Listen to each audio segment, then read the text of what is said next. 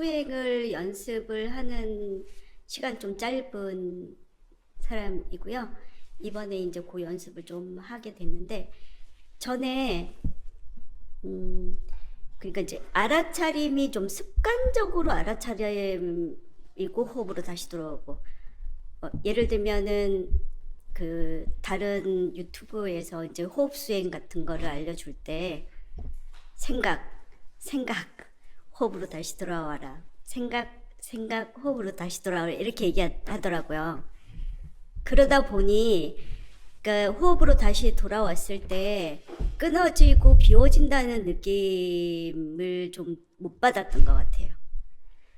그런데 이제 이번에 여기 와서 생각의 이해? 생각의 이해라고 하는 그 개념을 좀 새롭게 제가 좀 배운 것 같거든요. 그래서 그게 습관적으로 알아차림, 뭐 알아차려라 하니까 습관적인 알아차림과 그 생각의 이해, 요것의 차이에 대해서 좀 궁금하고요. 그리고 생각을 좀 우리가 딜리트해서 딱 삭제되고 휴지통에 비우는 것 같은 그런 느낌의 알아차림이 좀 가능한지, 그것이 명상을 통해서 우리가 그 하게 되는 경험인지 그게 좀 궁금합니다. 예, 일단 이제 우리한테 일어나는 걸 생각으로만 그냥 생각 이렇게 하고 돌아오고 이렇게 하는 거는 초기에는 뭐 그럴 수도 있는데요. 그런 것만 갖고는 우리가 생각이라는 것이 그냥 일어나지는 않을 거 아니에요. 그죠? 우리한테 일어나는 생각은 다 이유가 있단 말이죠. 근데 그 생각이 대체로 이제 우리가 수행을 하기 전에 초보자들 같은 경우는 그 생각을 움직이는 동력이 대체로 욕망 아니면 성냄이에요. 대체로. 그러니까 우리가 뭔가 원하는 거, 내가 예를 들어서 미래에 대한 계획이 있으면 그거에 대해서 계속 생각을 하잖아요. 그리고 또 오늘 아침에 누구하고 싸우고 왔다 그러면 그 싸웠던 그 내용들이 계속 생각나잖아요. 또 과거에 내가 좋았던, 내가 뭐 즐거웠던 기억들이 떠오르면 그 기억을 또 즐기잖아요. 그러니까 그런 것들이 이제 우리에게 계속 생각을 일어나게 하기 때문에 그런 생각이 일어나는 거의 본질이, 이게 내가 그 대상을 계속 거머쥐고 그걸 즐기려고 하는 마음인지 거부하고 싫어하는 건지, 이런 거를 이제 수행 중에는 그냥 이게 이제 탐욕인지 성냄인지 정도만 알아차리고 오지만, 내가 아까 말씀드렸듯이 반조할 때는 이제 내가 이러이러한 생각들이 주로 나한테 일어나는데 그 생각의 정체가 뭐라는 거를 이제 좀 배워 나가면, 그게 결국은 어떤 효과가 있느냐 하면 내 마음이 대상과 세상과 관계하는 방식을 알게 돼요. 결국은 우리가 세상을 이해하는 건 다 생각으로 이해를 하고, 그 생각이라는 건, 생각을 일으키는, 생각이 일어나는 거에 이제 주된 역할은 우리가 마음이 그 대상을 분별한다고 보거든요, 불교에서는. 거기서 이제 생각은 이런저런 대상을 이렇게 우리 마음에 떠올려주는 역할을 하는 거예요. 그러니까 우리가 이 생각 저 생각 한다는 건 대상이 계속 변하면서 이어지니까 분별이 여러 가지가 일어나는 거잖아요. 그래서 결국은 우리가 마음이 대상을 알면서 살아가는 게, 분별하면서 살아가는 게 인간의 삶인데, 이거를 우리는 그냥 이 분별된 내용만 관심이 있지, 이 분별이 어떤 방식으로 일어나는지는 사람들이 별로 관심이 없거든요.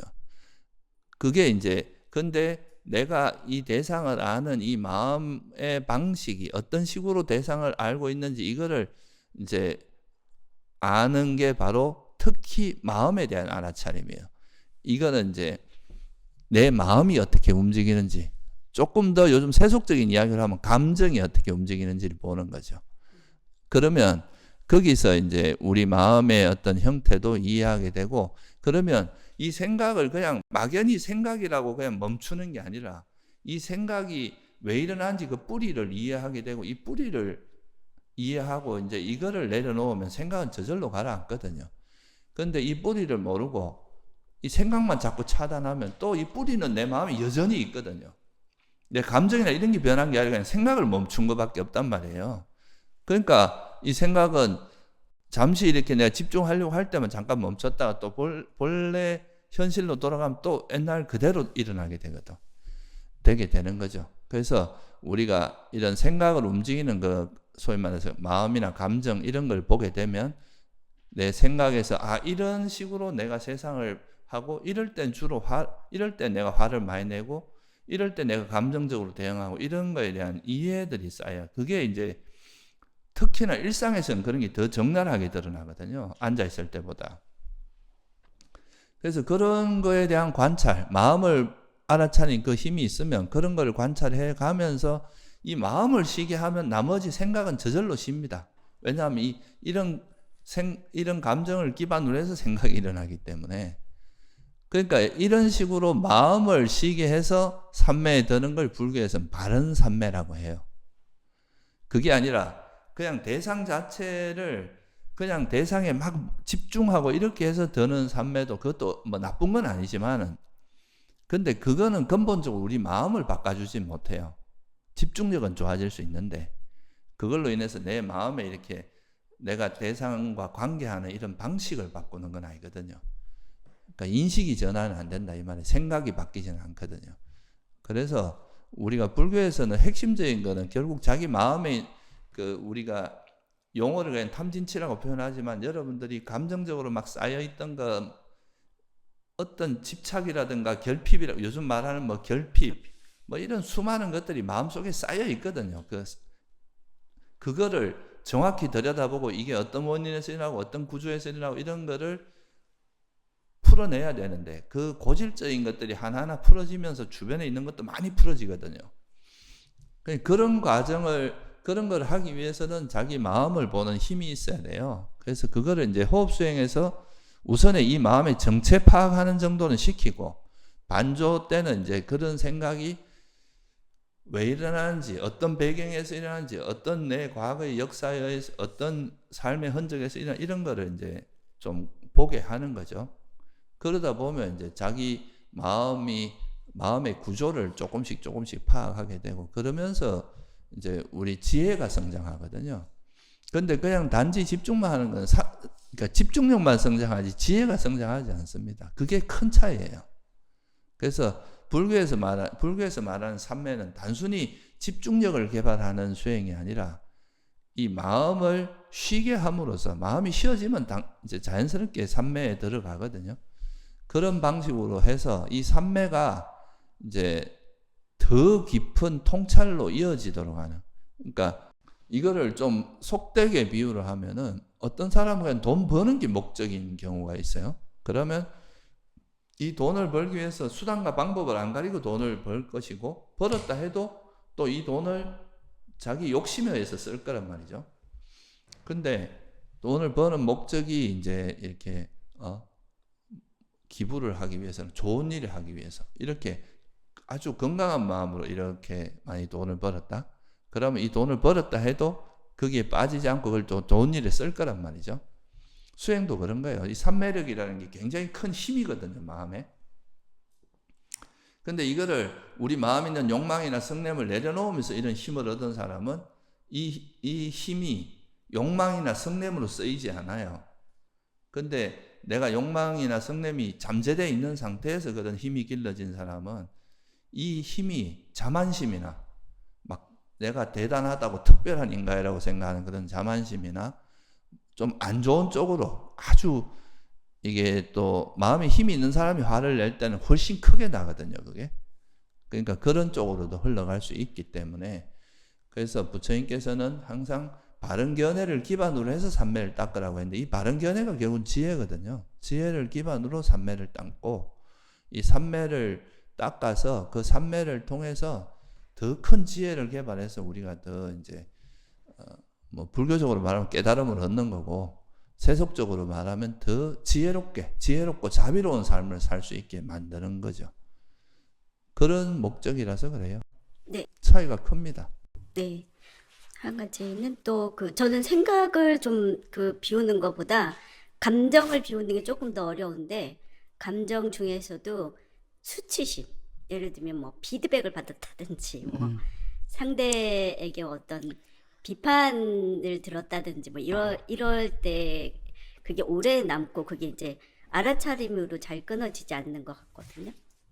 예, 그것도 이제 그걸 이제 그런 거를 단순히 예를 들어서 보살님이 이제 수치심을 느꼈다. 그러니까 그거에 대한 불편하고 막 일종의 화거든요, 그것도. 그런 걸 느꼈다 치면은 거기에 그렇게 느낀 이유는 내가 가지고 있는 생각이나 이것이 옳고 또는 이걸 나라고 생각하는 이런 그 강한 집착이 있어요, 사람에게는. 그러니까 그와 다른 견해로 비판을 하게 되면 나를 공격한다고 생각하는 거예요. 그냥 이 생각을, 내가 가지고 있는 이 생각을, 다른 생각을 표현한다고도 보면 사실 별것도 아닌 일일 수도 있는데, 이 다른 생각이 나의 공격이라든가 나를 부정하는 걸로 느껴지는 거죠. 그러니까 거기에 대한 불만이 있고 막 또 내가 혹시나 틀렸다는 것을 지적받게 되면 되게 부끄러워지고 이렇게 되는 건데, 그러니까 이거를 이제 불교에서는 이런 거를 이제 실제로 우리 마음은 나라고 할 만한 건 없다. 우리에게는 그냥 어떤 이런 물질과 정신의 변화가 있을 뿐이다. 그러니까 우리 어떤 생각이라는 것도 지금 생각이 보살님 어릴 때 생각과 지금 생각이 똑같지 않거든요. 지금 생각이 또 미래에는 또 달라질 수도 있어요. 그러니까 이 생각은 일시적인 거고 임시로 있는 거지 이게 고정된 모습이 아니라는 거. 이런 게 이제 무아의 진리이기도 하고 무상의 진리이기도 한데, 이런 진리를 이해하면 그런 외부의 변화나 자극이나 이런 거에 대해서 좀 평온한 마음으로 대응할 수 있는 힘이 생겨요. 그게 수행의 힘이에요. 근데 이거를 나라고 거머쥐고 있는 한은 이건 절대 버려지지 않아요. 그러니까 이 생각만 막으려고 해서는 안 된다는 이야기가 거기에도 같이 적용이 되는 겁니다. 그러니까 이 생각을 불러일으키는 게 결국은 내가 이 화가 일어나는 걸 들여다보면 내가 거머쥐고 있는 이 집착 때문이라는 것을 알 수 있고, 이 집착은 또 왜냐? 이건 내가 내 것도 아니고 내가 거머쥐어 봐야 이게 거머쥘 수 있는, 바람을 붙잡는다고 붙잡아지는 게 아니잖아요. 그런 것인데 그걸 마치 내가 붙잡을 수 있고 영원하고 내 거인 것처럼 계속 거머쥐고 있는 거예요. 그러니까 이게 이 세상에 있는 게 다 변하기 마련이고 내 것이라고 할 만한 것도 없고, 그렇다는 것에 대한 이해들이 자꾸 쌓이다 보면, 통찰이 깊어지면 더 이상 이런 거 연연하지 않게 되는 거죠. 한 걸음 떨어져서 초연해지고. 근데 이거는 말은 쉬워도 이거는 계속 그런 지혜를 계속 개발을 해야 됩니다. 계속 관찰하고, 이런 화가 일어날 때는 또 내가 또 이걸 거머쥐고, 내가 이거 분명히 화가 날 때는 여러분들이 거머쥐고 있는 게 있어요. 그 내가 뭐를 원하고 있고 뭐를 그러니까 요즘 말로 하면 그 뒤에 숨어 있는 욕구가 뭔지를 봐야 되는 거예요. 내가 무엇을 원해서 이걸 자꾸 불만을 가지는지. 그리고 이제 이런 욕망의 뒤에는 부처님께서도 이 괴로움이 일어나는 근본 원인을 집착으로 봤단 말이에요. 그 집착은 또 이게 진리를 모르는 어리석음 때문에 일어난다 그랬단 말이죠. 그러면 이제 이 집착에서 내가 이걸 거머쥐고 있는데 내가 뭐에 대한 어리석음 때문에 이런 게 계속 일어나는지, 그러면서 이 어리석음을 타파하면은 이게 진짜 가장 근원적인 뿌리를 계속 건드리는 거거든요. 한 번에 잘 안 뽑아집니다. 왜냐하면 이거는 뿌리가 이렇게 깊을수록, 이걸 우리가 요 밖에 있는 그냥 풀 같은 경우는 금방 뽑을 수 있지만 나무 같은 경우는 쉽게 안 뽑아지잖아요. 막 삽질하고 막 이래 해야 뽑아지잖아요. 그러니까 우리에게도 오랜 세월 누적된 번뇌일수록 버리는데 오래 걸려요. 힘들어요, 그거는. 그만큼 이제 지속적인 노력을 해야 되는 거고, 그렇게 이제 노력을 꾸준히 하다 보면 그 번뇌의 뿌리가 서서히 흔들리면서 나중에 이제 뽑아질 수 있는 그런 때도 오는 거죠. 그래서 우리가 이제 탐욕, 성냄 이렇게 그러니까 간단하게 두 개로 말하고 있지만, 탐욕이라는 거의 스펙트럼도 엄청나게 많다는 걸 이해하시겠죠? 여러분이 집착도 우리가 이런 컵의 집착도 있고 여기에 대한 대상에 따라서도 엄청나게 차이가 있을 거고, 또 그 집착의 강도 면에서도 차이가 많을 거 아니에요? 수학적으로 말하면 우리가 플러스 마이너스 축이 있으면 이 다양성과 깊이면이나 이런 게 엄청나게 많은 거예요. 그런데 이제 우리가 그거를 하나하나를 다 설명하면 너무 복잡하고 어렵잖아요. 근데 이거의 공통된 특징이 뭐겠습니까? 이런 다양하게 나타나는 것의 공통된 특징은 내가 그 대상에 집착하고 있다는 게 공통된 특징이거든요. 그러니까 이걸 그냥 묶어서 탐욕이라고 하고, 이 탐욕이 나타나는 실제 우리 삶에서 나타나는 형태는 여러분이 알아차림을 통해 직접 확인해 가야 되는 거예요. 그러면서 이제 자기 마음에 있는 그런 이제 그 마음의 구조, 마음의 패턴 이런 거는 직접 관찰하면서 알아지는 거거든요. 사람마다 우리가 75억이 있으면 75억의 번뇌 구조가 다 다릅니다. 그 내 구조가 다른 거랑 똑같아요. 다 달라요. 그러니까 그 자기에게 있는, 나한테는 돈에 대한 집착이 가장 강력하다면 또 어떤 사람은 돈에는 별 관심 없는데 또 명예에 대한 집착이 엄청 강한 사람도 있고, 또 어떤 사람은 권력욕이 엄청나게 강한 사람, 뭐 다 이게 정도가 다 다르단 말이죠. 그러니까 생각보다 우리가 탐욕, 성냄 이렇게 간단하게 이야기하지만 이거의 어떤 소위 말해서 베리에이션은 무한대다. 굉장히 사람마다 다양하다는 걸 이해해야 됩니다.